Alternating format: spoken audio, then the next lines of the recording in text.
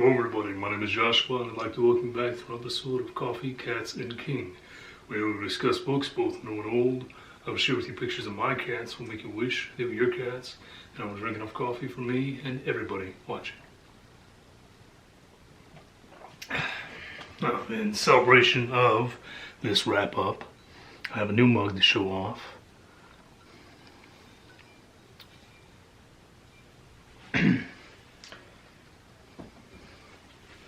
This is more of a Veterans Day deal here. So I'm here with my October wrap-up. It took me a little bit longer to get to it than I anticipated, but we're here at last. I plan to do some maybe some batch filming today in hopes to get ahead so we don't have another week like this where I have nothing. But very briefly, in regards to my November TBR, I'm now on to Frankenstein. Just started that this morning. Not very far into it yet. I was a little upset to find that this is the 1831 text, not the original text. But it is what it is. That's the copy I have, so that's what I'm going to read. I'm on the ebook side. I'm in South Georgia Massacre, which is turning out a lot differently than I anticipated. Nice little twist in there that I did not expect. I'm a good ways into that. Might finish it today, actually, and if not, then it'll definitely be done tomorrow.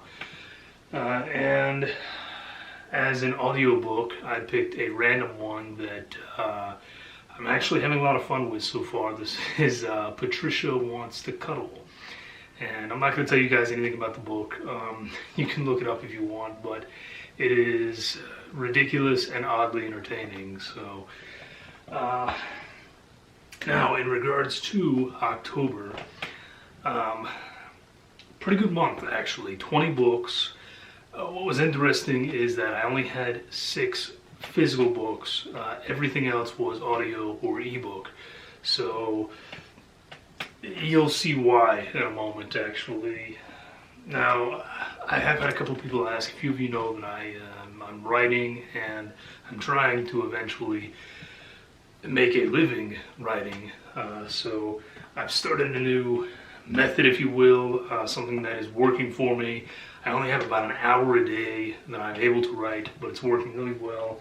I have 14 and a half pages here from the last 2 weeks, which it's not a lot. It's about a page a day, but it's something. It's more than what I've seen recently, anyway, in my productivity, and it's the best I can do right now with my time constraints. So I'm hoping to continue that on, and I don't know, maybe give you guys a little updates for those that are interested anyway, as I progress on my writing.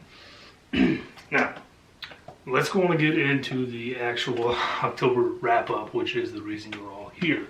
Like I said, I have 20 books. I have my list here with all my ratings and that, because, let's be honest, I can hardly remember my first name, let alone how I rated all these books through the month. So book number 1 was Dream Reaver by Alistair Cross.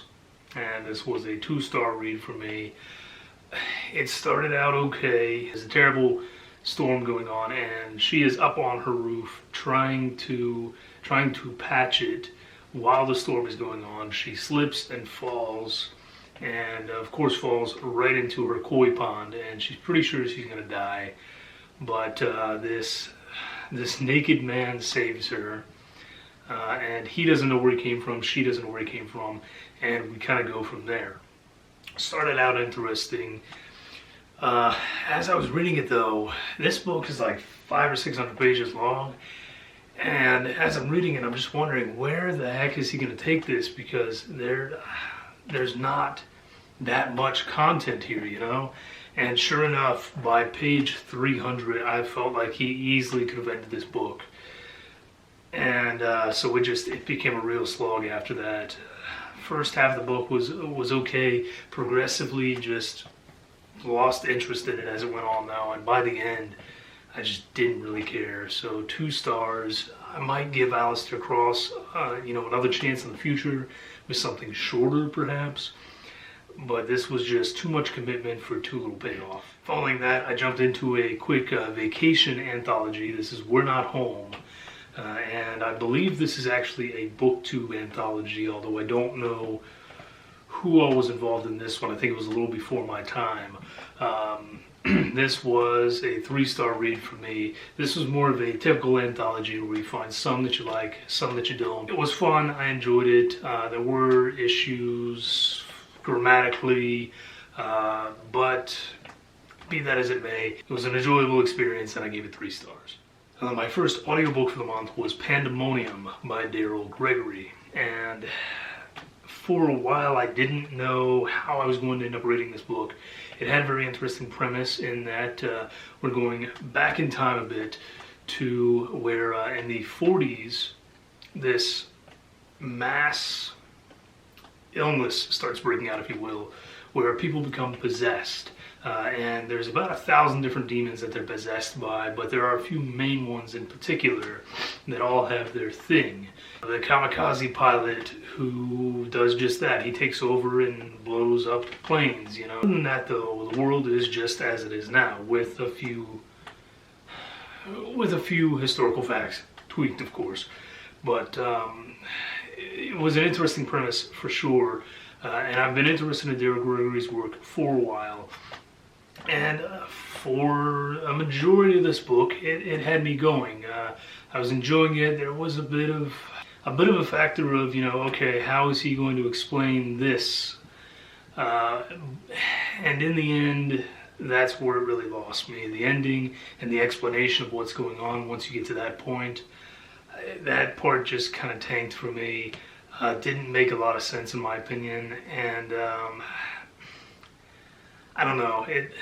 I felt like this book could have been so much more, and there was a lot to be enjoyed here, just in the unusualness of the characters and their interactions. It was a lot of fun despite the 3 stars that I gave it.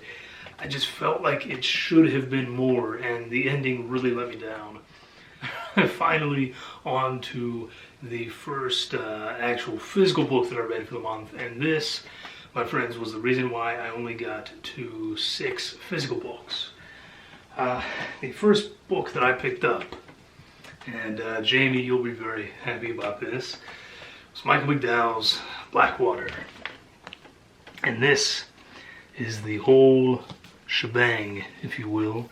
It's a very special edition, and this was the reason that I only got 6 books physically this month, because this is 900 pages. In addition to being 900 pages, this is a very special edition. I did not take it anywhere. I read it on the couch and that was it. So I did not get a chance to read it nearly as often as I typically would, and really had to take my time on this. It's 5 stars. It's immense. It's incredible. It is really more family drama and family saga than it is horror. And you get swept up into it in a way that for long periods that's exactly what you think you're reading, and then the horror kind of strikes out and something happens and reminds you, hey, not everybody here is quite normal. You know, not everything here is kosher. And it just, despite being 900 pages and despite barely getting any time to actually sit down and read it, it swept me up. I loved every moment of it. I could put it away at night, not get to it until the next night, and just be so excited for that next sentence, you know? It's just a fantastic book all around. I don't know what more I can say about it. It lives up to everything that I've heard about it through the years, and Jamie, you were correct here. It's just an immense read. I loved it. Unfortunately, what is probably my best read of the month was then followed up by my worst. This is Carol J. Perry with Caught Dead-Handed. And I like a good cozy mystery from time to time, especially one involving witches.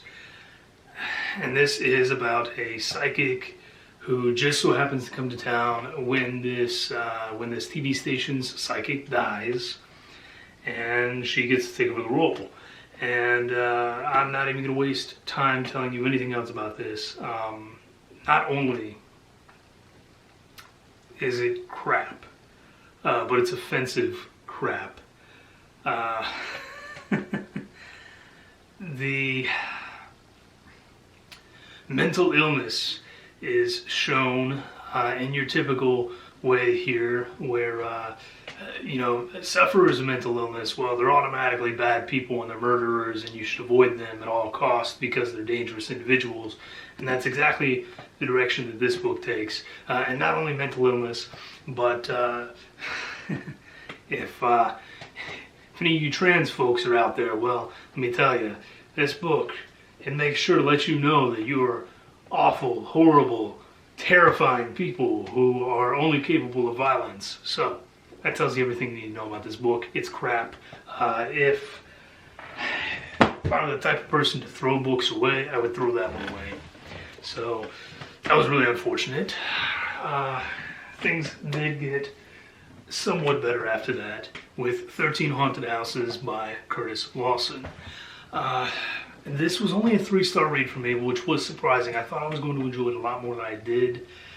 Honestly, I think this might have been a case where it was my fault. I wasn't in the right headspace for it, perhaps. That book really ticked me off with the ending. And I don't know, like I said, I was in a weird headspace at that point. So I gave this one 3 stars, but I'm not going to say a lot about it because I think it's probably better than it came off to me in the moment. But I just needed to cool off first from Caught Dead-Handed. So I might give this one a try again in the future because I have heard good things about this, and it's haunted house stories. Most of the time, it's hard to mess those up, you know? Now, number 7 for the month was Jeff Carter's We Bleed Orange and Black. This was a short story collection based around Halloween, of course.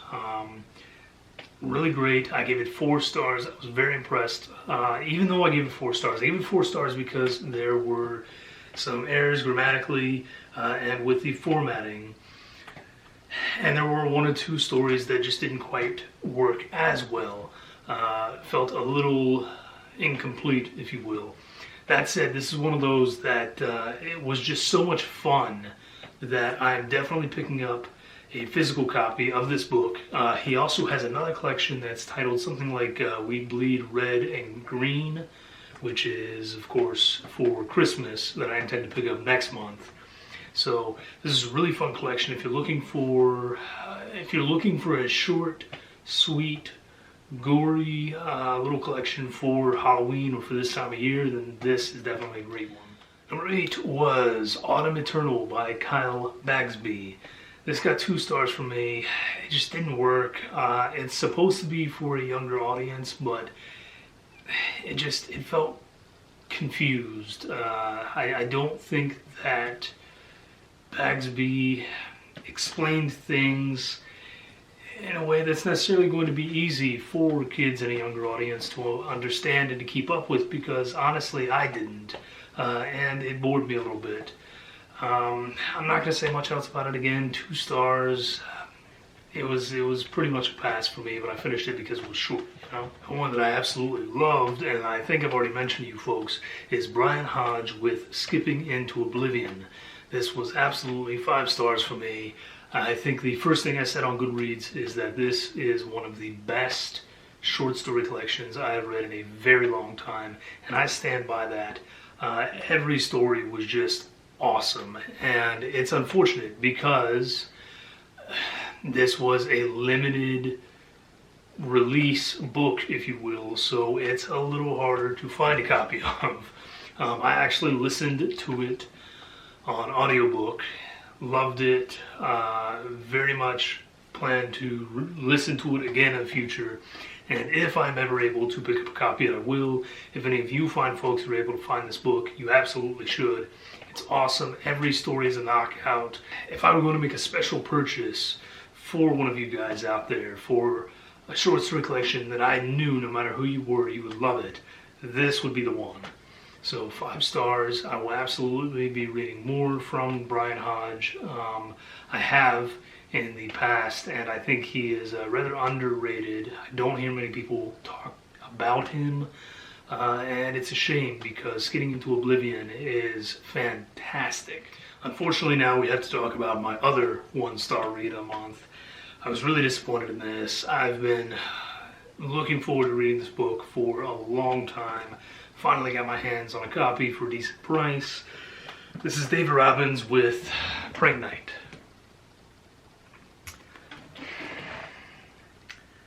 First, this has very little to do with Halloween, despite its name, and despite what the back blurb may tell you. Does it take place around that time? Yeah, okay, sure. But the monster has nothing to do with it. The way the monster comes about really doesn't have much to do with it. It's a really crappy book, and the worst part is that it's really hard to find, so typically copies are not cheap. And I hope other people don't spend good money on this. It was crap. This is one of those books, if you're interested in reading it and torturing yourself for whatever reason, let me know. First person I see below that says it, I'll send it to you, I guess, and just don't hate me because, hey, you asked for it. Book 11 for me was our own Juan Valencia with Poking Holes. This, of course, needs no introduction. If you're on this side of BookTube, you know who Juan is over at Plagued by Visions. If not, leave my crappy channel and go visit his. It's so much better over there. Yeah, I just, I knew when this came out that it was going to be incredible. We all knew it was going to be incredible because Juan is just an immensely intelligent man. He knows his horror. He knows his horror in most of its various sub-genres, and he proves that here. Every story is effective in its own way. It's gory, and it's gross, and it's transgressive, and it's subliminal, and it's all those other little keywords and phrases that people use to talk about great horror. You can talk about them here. This is one of those collections where there will be stories in it that will disturb you so much you want to skip them entirely. And if that doesn't tell you how good it is, then I don't know any other way to talk about it. And it's not just grossness or violence for the sake of violence, anything like that. There's a point behind it. That said, I don't want to be anywhere near a goose anytime soon after reading that. That was just, oh man. Yeah. Moving on, 5 stars. Read it, love it. You can buy it, or you can even read it on Kindle Unlimited, although I would suggest paying for it because it supports our man Juan over there, and he's a great guy. Number 12 was Murder for Halloween. This one surprised me. I thought it was going to be your typical anthology, and it actually kind of blew that out of the water. The weakest of these stories is still much better than some of the strongest of other anthologies that I've read. This is also one of those rare collections where stories go back all the way to the 1800s up until, present day for when this book came out anyway. And yet none of the stories feel dated. They don't feel like they're there just to fill a spot. This is one of those few collections where every story works really, really well to keep you into the holiday sort of feel, to give you spooks and shivers. It's 5 stars. It is always going to have a spot on my bookshelf. Now for my third 5-star read in a row, I don't know how I managed to get that lucky, but I did. This was another one that very much surprised me. Totally off on what I thought it was, and that's a really good thing here. This is William Sloane with To Walk the Night. I gotta be honest, 100%, I judged the book by its cover here. I thought I was getting a vampire novel. That wasn't it at all. It has nothing to do with vampires. I'm not going to tell you what it has to do with, in fact. I just want you to read this book, and I hope you guys can find copies. I don't know if this is one of those books that's harder to find or not, but it's an excellent one. I don't want you to read about it beforehand because it's going to give you ideas that are just incorrect. So read it, love it. It's 5 stars. He only has like 1 or 2 other books, but I'm going to find them because I really want to read more by this guy. Totally took me by surprise. It is horror, but it also gets into other realms that I'm not going to talk about because I don't want to spoil anything for you. All right, book 14 was not my favorite read of this month, but it may take the title at the end of the year for best cover of the year. This is Literally Dead. And I'm going to blow this up nice and big so you guys can see all the wonderful detail on this. This is, this has to be one of my favorite book covers. Like I said, it's very likely going to take best book cover of the year for me when I do my wrap up. And the collection itself is really great too. It's 4 stars for me. There were some genuinely creepy stories in here. There's a lot more on the humorous side as well though. And overall, it was definitely a mixed bag, as anthologies typically are. It definitely did not beat out Murder for Halloween, but it was still very enjoyable. It gets 4 stars for me. Admittedly, probably a 3.5 if I were going just based off of the stories themselves. But because of that cover, I felt like I had to bump it up, because even though it wasn't my favorite, I want it just so that I can have that cover on my bookshelf. And I had to get at least 1 Goosebumps into this, and I'm trying to read them in order. It's been a very slow process, but I am working on it. So the next one was Revenge of the Lawn Gnomes. It's funny, I thought I recalled enjoying this book more than I did as a kid. But reading it now, it was 2.5 stars for me. It was certainly on the weaker side of the original Goosebumps, in my opinion. I don't know, he didn't have a very good explanation in regards to the gnomes, and I don't know. I don't want to get into it. It's a kid's book. The majority of you aren't reading it, and those that are, you know what I'm talking about in regards to the shortcomings of this book. It's 2.5 stars. It's not one of Stein's better ones. Certainly not his worst either, though. I'm looking at you, the Barking Ghost. We're only on book 16, but this is my final physical book of the month. This was Louise Duncan with Gallows Hill. Most people know I Know What You Did Last Summer. And this is one that I had not read from her. One that I've not actually heard about really. And this is about a girl who moves to the small town of Pinecrest. And as the new girl, she's trying to fit in. You know, her mom is dating this guy that she really doesn't like. He has a daughter that she really doesn't like. But the daughter's friends are trying to make friends with Sarah. They convince her to take over as fortune teller at this little booth they have going on at a school event. And she starts telling fortunes that are a little too accurate. The issue here being that the people in this little town, they kind of still believe in witches, and they don't take too kindly to it because they are part of a very religious community, and they are not opposed to doing something about it if they think that there is evil in their midst. Now, this one had a somewhat unsatisfying conclusion to me. To be honest, I wanted a particular character, a particular male character, to have something awful happen to him, to be honest, because he was just such a terrible person throughout. If you've read the book, you know who it is. That said, it was certainly an interesting book, an interesting take. It was 4 stars for me. I enjoyed it quite a bit more than I thought I was going to, actually. I really haven't had much experience in her work. Now, this was the only young adult novel that she wrote after her own daughter disappeared and was murdered.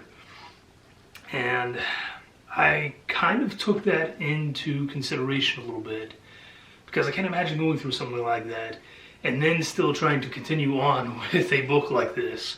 So 4 stars. If you are a fan, it is worth picking up. If you are not, and you were just looking for something a little more original in the young adult side, then this might be a good one for you. Book 17 was another short story collection. This is Jessie Sprague with Laura's Smile. And I want to take a moment to appreciate this cover as well, because it is just on that borderline of being a little too over the top to be scary, and actually being scary. And for me, this one works. I think it's a really effective cover. It's just unsettling enough that it catches your eye and makes you curious about what's going on. Now, this is a very short collection. My first foray into Jessie Sprague. I will get it out of the way. There are formatting issues. There are editorial issues here. That said, I really enjoyed it. A lot of these stories are more on the classic side, if you will, of horror. But then a few of them take you in a direction that you would not expect. This is one that hasn't seen a lot of traction there on Goodreads, and I think other people would really enjoy it as well. So 4 stars on this one. I will most certainly be giving her another chance. And gotta love that cover. Another one that took me by surprise was Cameron Cain's Hell Creeps. Again, excellent cover. Didn't know anything about the author. I just picked this up because it was on Kindle Unlimited, and I have a free subscription right now, so I figured why not to give it a shot. I will be checking out more from Cameron Cain. I don't want to give away too much about it because it's a short one, but if you are a fan of Elvira, if you're a fan of the horror movie era of that time period, then this is a quick, fun one. It was only 3.5 stars for me because I felt like, even though I enjoyed it a lot, I felt like it was missing something. I don't know what, but it was missing something to take it over the edge for me, you know? That said, 3.5 stars. It was a lot of fun, very quick, and I will most certainly be checking out more from this all. My final audiobook of the month was Bentley Little's The Bank.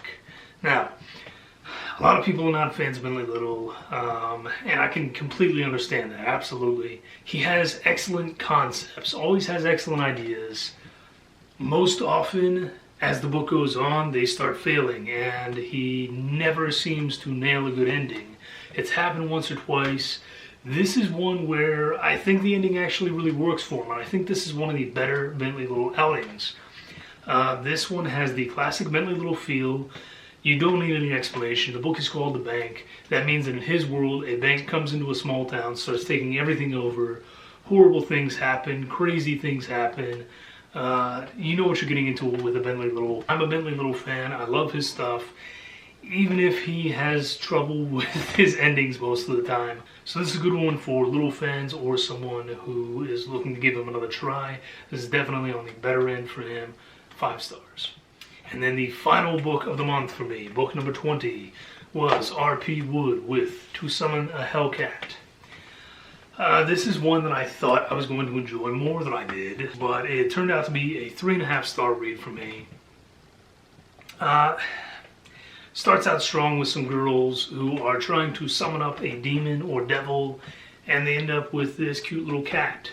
They try to kill the cat, and it very much backfires because everything they do to the cat happens to one of them, and now one of the girls is dead and slaughtered, and the other girls kind of have to live with the fact that it was their fault. This was one that had a lot of potential, but at times it fell more into the fantasy realm almost, and it lost me a little bit. I think that it got a little ahead of itself. I understand that this is part of a series now, but in those instances where it was more foreshadowing to the future books, it didn't quite work for me. Now, I will say the ending was really great. I loved the way that Wood ended things off, the direction he took, the little twist he took at the end there. Again, this was almost like Hell Creeps for me, where I really enjoyed it. It just, there was something missing for me, something that didn't quite work. In this case, I think it got bogged down, and you could probably remove 50 or 60 pages and make it a much tighter, cleaner, enjoyable read. But still 3.5 stars. I I'm debating on whether I want to check out the second one. I think I'm going to leave it as it is for now just because I have so many others to get to. That's it. 20 books in the month of October. November is going really well so far. I'm right on track to where I need to be. I'm also, I think, 189 books in this year. So very much on track to hit 200, which is very exciting. In the time that I've been tracking my books, I have not hit 200 before. So, yeah, I don't know. I'm kind of excited. I'm still trying to work on the page. I keep telling her she needs to start up a channel for her romance and mysteries and that. She realized the other day that she has read something like 140 books this year, which is crazy because she has never been much of a reader, so to speak. But guys, down in the comments, give her a little nudge, you know? Try and convince her, do what you can here. Help me out. Speaking of Paige, she will be on here soon with me for a couple different videos. One of which you guys know about. We are planning to read The 7.5 Deaths of Evelyn Hardcastle together. And I think we might try and do another book swap soon, but we'll see how that goes. I'm going to end off here. This is another long video. My next one is going to be shorter and therefore will be supplemented with plenty of cat footage. This one I'm just going to leave as is. As always, questions, comments, concerns down below. Let me know out of these books which ones you are most interested in. So thank you, stay safe, have a great day. Cheers.